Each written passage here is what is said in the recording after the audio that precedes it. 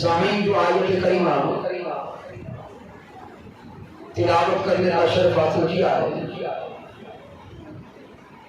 قرآن مجید فرقان حمید کی یہ مشہور ترین آیت مبارکہ ہے۔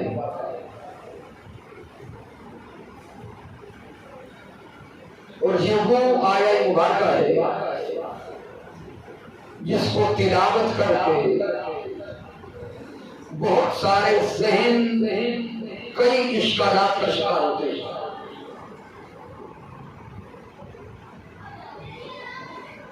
کہ اللہ رب العزت نے محبوب علیہ السلام سے فرمایا، قُلْ إِنَّمَا أَنَا بَشَرٌ مِثْلُكُمْ،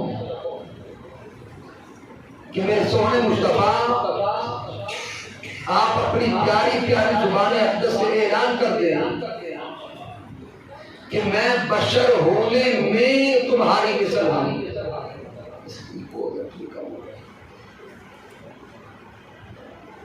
اللہ رب العزت نے فرمایا کہ محبوب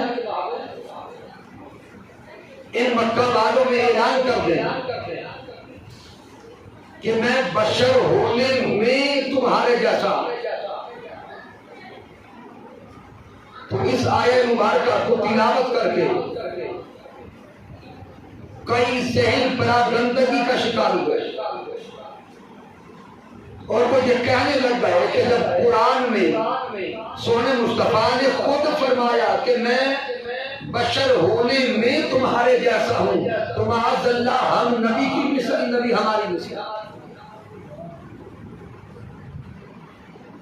کہ یہاں سے آگے ان کے تصورات، ان کی سوچیں بڑھتی چلی گئی، اور وہ کہنے لگے کہ ہمارے بھی دو ہاتھ، نبی کے بھی دو ہاتھ، ہماری بھی آنکھیں، نبی کی بھی آنکھیں، ہم بھی چلتے ہیں، نبی بھی چلتے ہیں۔ تو معاذ اللہ وہ اس نتیجے کی طرف جاتے ہیں کہ ہم نبی جیسے، نبی ہمارے جیسے۔ استغفار۔ تو آج جو وقت ہمیں نصیب ہوا ہے، ابتداً بشریت مصطفیٰ صلی اللہ علیہ وسلم کو سمجھنے کی کوشش کریں گے، اور سب سے پہلا جو نقطہ عرض کرنا چاہتا ہوں وہ یہ کہ اس آیت مبارکہ کے نزول کا مقصد بیان بشریت نہیں ہے۔ اس آیت مبارکہ کے نزول کا مقصد بیان بشریت نہیں ہے، بلکہ نفی الوہیت ہے۔ بڑا لطیف اور اہم نقطہ ہے۔ اگر دوسرے لفظوں میں سمجھاؤں تو یہ جان لیں، یہ آیت مبارکہ یہ بتانے کے لیے نہیں اتری کہ نبی بشر ہے، بلکہ یہ آیت کریمہ یہ بتانے کے لیے اتری ہے کہ نبی خدا نہیں ہے۔ اب اس پر ہم متقدمین کی تفاسیر کا مطالعہ کریں، امام خازن کو پڑھیں، ابن کثیر کو پڑھیں، ابن عباس کو پڑھیں، یہاں تک کہ طبیان کو بھی پڑھیں گے تو اشارات مل جائیں گے کہ یہ آیت مبارکہ نفی الوہیت کو بیان کرنے کے لیے اتری ہے۔ اب اگر کوئی کہے تو یہ آیت کریمہ کے الفاظ تو بالکل صاف ہیں کہ میں بشر ہونے میں تمہاری مثل،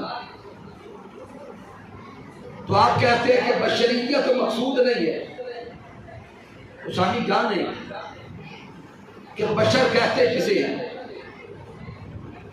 لغت کی کتب کا مطالعہ کریں تو لفظ بشر کا معنی ظاہری جلد ہے، یہ جو انسان کی ظاہری کھال ہے، ظاہری جسم ہے، ظاہری جلد ہے، اس کو بشر کہتے ہیں۔ ظاہری جلد کو کوئی بات سمجھ آ رہی ہے؟ انسان کا یہ جو چہرہ مورا ہے، شکل صورت ہے، انسان کی جلد کا جو لباس ہے، اس جلد کے لباس کو بشر کہتے ہیں۔ دیکھنا کہ ہم اپنے جسم پر ایک لباس پہنتے ہیں، یہ لباس کپڑے کا ہے۔ انسان کے اندر ایک روح ہے، وہ باطن ہے، اس روح کے اوپر مالک کائنات نے جسم کا لباس چڑھایا۔ جو جسم کا لباس ہے اس کو بشر کہتے ہیں، ظاہری جلد کو بشر کہتے ہیں۔ تو سامعین، جب ظاہری جلد کو بشر کہتے ہیں تو میرے محمد مصطفیٰ کی یہ جو ظاہری جلد ہے یہ سارے مکہ والوں کے سامنے تھی۔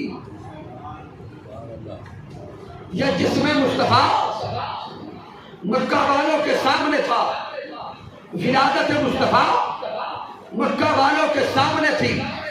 میرے آقا کا بچپن ان کے سامنے تھا، آقا کا لڑکپن ان کے سامنے تھا، آقا کا شباب اور جوانی ان کے سامنے تھا، شادی بیاہ ان کے سامنے تھا، کھانا پینا ان کے سامنے تھا، شکل و صورت ان کے سامنے تھی۔ تو سامعین، جب شکل و صورت، چہرہ مہرہ، یہ بشریت ان کے سامنے تھی جس کو دن رات وہ دیکھ رہے تھے، تو جو بشریت ان کے سامنے تھی اس بشریت کو بتانے کے لیے پھر عرش سے جبرائیل کے آنے کی حاجت کیا تھی؟ کوئی سادہ سی انداز میں سوچیں کہ رات کا یہ وقت ہے، اب دور دراز سے ہمیں بلا لیں اور میں آ کر اگر آپ کو یہ بتانا شروع کر دوں کہ یہ مائک ہے تو کیا یہ مائک آپ کو نظر آ رہا ہے یا نہیں آ رہا؟ اگر میں یہ بتانا شروع کر دوں کہ یہ پانی کا گلاس ہے تو گلاس نظر آ رہا ہے یا نہیں آ رہا؟ تو بھئی آپ کہیں گے یہ چیزیں تو انڈرسٹوڈ ہیں، یہ فائنل ہے، یہ ہمیں نظر آ رہی ہے۔ تو جو شے آنکھوں کے سامنے ہو اس کو بتانے کے لیے کہیں دور سے کسی کے آنے کی ضرورت بولے نہیں ہوتی۔ تو بلا تشبیہ و بلا مثال جس طرح یہ جگ ہمارے سامنے، یہ مائک ہمارے سامنے، اور ہم دیکھ کر سمجھ رہے ہیں کہ ان چیزوں کے نام یہ ہیں، اسی طرح مکہ والوں کے سامنے آقا کی شخصیت بھی تھی، آقا کا میلاد بھی تھا، آقا کی ولادت بھی تھی، آقا کی شخصیت بھی تھی، چہرہ مولا بھی تھا۔ جب بشریت مکہ والوں کی آنکھوں کے سامنے تھی تو رب نے جبرائیل کو کیوں بھیجا کہ جبرائیل مکہ میں جا کر تو بتا دے کہ میرا مصطفیٰ بشر ہے۔ نقطے کی لطافت کو سمجھیے گا اور سوچے کہ جبرائیل علیہ السلام کہاں سے آئے؟ عرش اولا سے چلے، سدرۃ المنتہا پہ پہنچے، سدرۃ المنتہا سے چلے، سارے آسمانوں کا سفر کیا، آسمان دنیا پہ آئے، آسمان دنیا سے چلے، پھر آگے ان کہکشاؤں سے گزرتے گزرتے زمین پہ آئے۔ پھر سوچیں جبرائیل علیہ السلام نے اتنا لمبا سفر کیا صرف یہ بتانے کے لیے کہ مصطفیٰ بشر ہے؟ تو یہ بات ذہن کو بھاتی نہیں ہے، انسانی عقل یہ بات قبول نہیں کرتی۔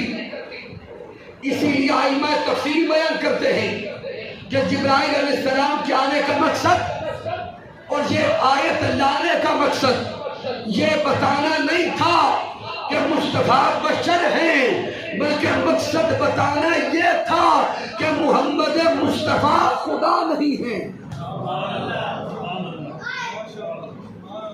اب اگر کوئی کہے کہ یہ نقطہ کہاں سے اخذ کیا تو سامع جان لیں بشریت مصطفیٰ تو ہر کسی کے سامنے تھی۔ میرے آقا کا کھانا ہر کسی کے سامنے تھا، میرے آقا کے دست اقدس مکہ والوں کے سامنے تھے، میرے آقا کا مکہ اور مدینہ کی گلیوں میں خرام ناز کرنا مکہ اور مدینہ والوں کے سامنے تھا۔ یہ سب کچھ دیکھ کر ان کو لگتا تھا کہ بشر ہے۔ اگلے نقطے پہ توجہ کرنا، آقا کا کھانا دیکھ کر، چلنا دیکھ کر، دیکھنا دیکھ کر، پکڑنا دیکھ کر مکہ والوں کو لگتا تھا کہ بولے بشر ہیں، لیکن دوسری طرف وہی سونے مصطفیٰ نے جب انگلی کا اشارہ کیا چاند دو ٹکڑے ہو گیا تو مکہ والے بھی بول اٹھے کہ جسمن تو بشر ہے لیکن چاند کا دو ٹکڑے ہونا دیکھ کر لگتا نہیں کہ بشر ہے۔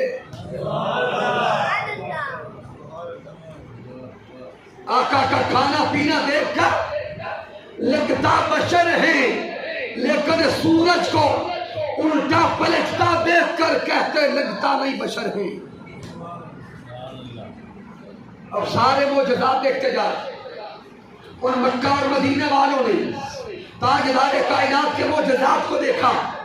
کبھی آقا کی انگلیاں مبارک سے پانی کے چشمے جاری ہو جاتے، کبھی لعاب دہن مبارک سے کنویں کا پانی میٹھا ہو جاتا، کبھی میرے مصطفیٰ کلام کرتے تو شریعت بنتی، میرے مصطفیٰ لعاب دہن پھینکتے تو سیاہ ہاتھوں پہ لیتے۔ یہ سارے منظر دیکھ کر وہ بول کے کہتے تھے کہ جسمن تو بشر ہے لیکن لگتا نہیں بشر ہے۔ تو رب کائنات نے محبوب علیہ السلام سے فرمایا میرے سونے مصطفیٰ آپ سے پہلے بھی ہم نے انبیاء کرام کو بھیجا، حضرت آدم علیہ السلام سے لے کر حضرت عیسیٰ علیہ السلام تک انبیاء آتے رہے۔ کسی نبی کو 4 معجزات دیے، کسی کو 8 معجزات دیے، کسی کو 9 دیے، 14 دیے، 11 دیے۔ رب کائنات نے فرمایا محبوب ان سارے انبیاء کو ہم نے گن گن کے معجزات دیے، ان سب انبیاء کو ہم نے گن گن کر معجزات دیے۔ تو وہ گنے چنے معجزات دیکھ کر بھی انبیاء کے وصال کے بعد ان انبیاء کی امتوں نے انبیاء کو خدا بنا لیا، انبیاء کو خدا بنا لیا۔ تو اللہ نے محبوب سے فرمایا میرے مصطفیٰ اس امت کا ہاضمہ بڑا کمزور ہوتا ہے، ان کی سمجھ بڑی کمزور ہوتی ہے۔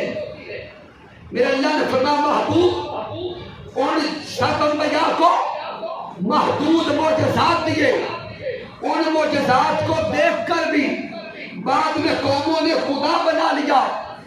فرق یہ ہے ان سب انبیاء کو چند معجزات دیکھ کر بھیجا، میرے سونے مصطفیٰ آپ کو معجزات دیکھ کر نہیں بھیجا، آپ کو سرتپا معجزہ بنا کے بھیجا۔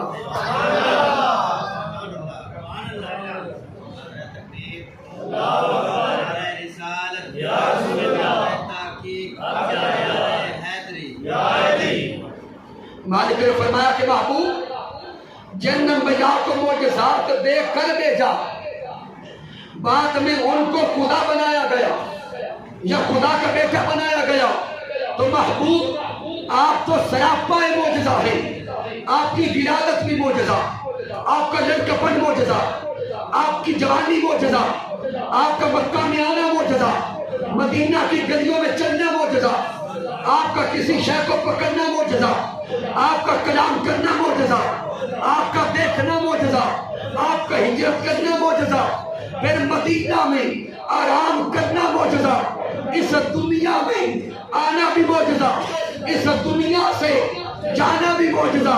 اس لیے میرے مصطفیٰ جانے سے پہلے اپنی زبان سے اعلان خود کر دیں دنیا والوں میں سراپا معجزہ تو ہوں لیکن مجھے خدا نہ سمجھنا، میں بشر ہونے میں تمہارے جیسا ہوں۔ سامعین جان لے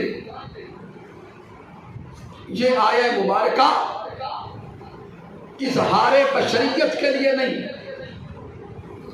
وہ تو ہر کسی کے سامنے تھی، بیان بشریت کے لیے نہیں، وہ تو ہر کسی کے سامنے تھی. یہ آیت نفی الوہیت کے لیے اتری ہے کہ مصطفیٰ کو خدا نہ کہنا. اب اس جگہ اور آگے چلیں، قرآن مجید فرقان حمید کا مطالعہ کریں. مالک کائنات نے اپنے محبوب سے فرمایا ہوگا میرے سونے مصطفیٰ تیرے کام ہیں خدا والے. اس جملے پہ توجہ کر. اللہ نے فرمایا ہوگا میرے محبوب تیرے کام ہیں.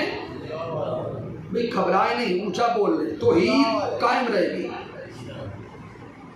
اللہ نے محبوب سے فرمایا ہوگا میرے سونے مصطفیٰ تیرے کام ہیں خدا والے، اس لیے خود اعلان کر دے کہ میں خدا نہیں ہوں. اب اگر کوئی کہے بھئی کام خدا والے کیسے، تو قرآن مجید فرقان حمید کا مطالعہ کریں. جب حضرت ابراہیم علیہ السلام کا مکالمہ ہوا تھا کس کے ساتھ؟ نمرود کے ساتھ. میں ٹو دا پوائنٹ نقطے پہ آتا ہوں. نمرود بھی خدائی کا دعوے دار تھا. جب حضرت ابراہیم علیہ السلام نے فرمایا کہ میرا رب تو وہ ہے جو موت بھی دیتا ہے اور حیات بھی دیتا ہے، تو نمرود نے کہا کہ یہ کام تو میں بھی کر لیتا. جو سزائے موت کا قیدی تھا، اگلے دن اس کی پھانسی تھی، موت تھی، اعلان کر دیا کہ اس کو جیل سے نکالو اور آزاد کر دو. اور جو زندہ اور آزاد بندہ چوک میں جا رہا تھا پکڑ کے اس کو کہا کہ سر اتار دو.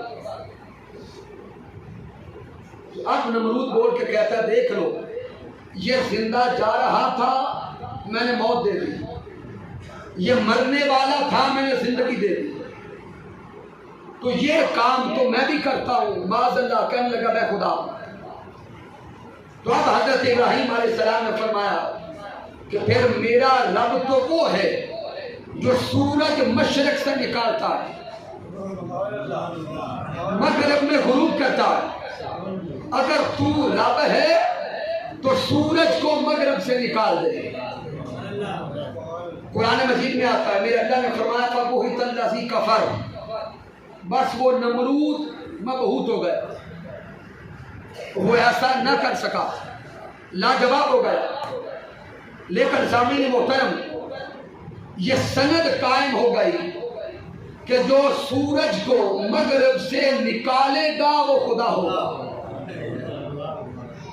جا کے نقطہ سمجھیے گا.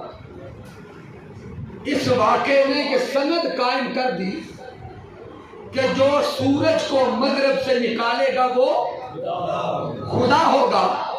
نمرود چونکہ خدا نہیں تھا اس لیے نکال نہ سکا. اب وقت آگے چلا، بعثت مصطفیٰ ہوئی. اللہ نے اس واقعے کو آیت کی صورت میں قرآن میں اتار دیا. صحابہ کرام نے یہ آیت پڑھ لی اور صحابہ کرام کا بھی عقیدہ بن گیا اور سوچ بن گئی کہ جو سورج کو مغرب سے نکالے گا وہ خدا ہوگا. پھر سامعین ایک دن وہ آیا کہ حضرت علی شیر خدا کی نماز قضا ہو گئی. ہائے ہائے علی شیر خدا کی نماز رہ گئی، سورج غروب ہو گیا. میرے سونے مصطفیٰ نے فرمایا علی قضا کر لے، میرے علی قضا کر لے. علی شیر خدا نے عرض کی ہوگی سونے آپ کی گود کا پالا ہوں اور اس وقت سے نمازی ہوں جب ابھی نماز فرض بھی نہ ہوئی تھی. اس وقت سے نمازی ہوں جب ابھی نماز فرض نہ ہوئی تھی. سونے مصطفیٰ ساری زندگی سے ادا پڑی ہے، آج بھی قضا کرنے والا نہیں ہوں. میرے محبوب نے فرمایا ہوگا علی پھر کیا چاہتے ہو؟ علی شیر خدا نے عرض کی ہوگی سونے مصطفیٰ آپ تو کائنات کے مالک ہیں، کائنات کے مالک ہیں، سورج کو پلٹا دیں. تو سامعین میرے سونے مصطفیٰ نے سورج کی طرف انگلی کا اشارہ کیا. وہ ڈوبا سورج غروب سے پھر طلوع ہو گیا. وہ ڈوبا سورج پھر مغرب سے لوٹ آیا. جب مغرب سے سورج نکل آیا تو اب قرآن کی سند تھی کہ جو سورج کو مغرب سے نکالے گا وہ خدا ہوگا. یہ سند بھی قرآن کی تھی. یہ آیت بھی صحابہ پڑھ چکے تھے کہ جو سورج کو مغرب سے نکالے گا وہ خدا ہوگا. سورج تو نکل آیا. مالک کائنات نے اب سونے مصطفیٰ سے فرما دیا میرے محبوب تیرے کام ہیں خدا والے. میرے سونے یار تیرے کام ہیں خدا والے. تو نے سورج کو مغرب سے نکال دیا ہے. اب دنیا والے تجھے خدا سمجھیں گے. اس لیے خود یہ اعلان کر دے انما انا بشر مثلکم. دنیا والوں سورج پلٹتا دیکھ کر مجھے خدا نہ کہنا. میں بشر ہونے میں تمہارے جیسا ہوں.